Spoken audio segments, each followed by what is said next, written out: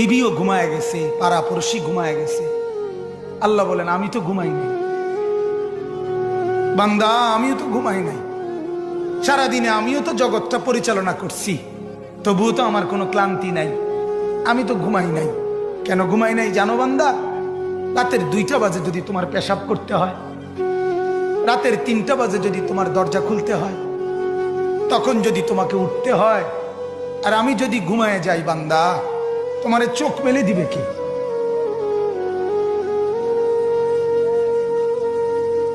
এই বাপ, চোখ মেলে দিবে কে?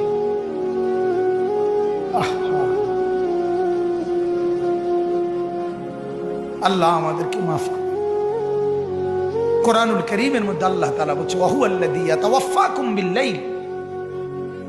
কোরআনে আল্লাহ বলে বান্দা শোনো, প্রত্যেকটা মানুষকে রাত গভীরে যে ঘুম আমি দেই,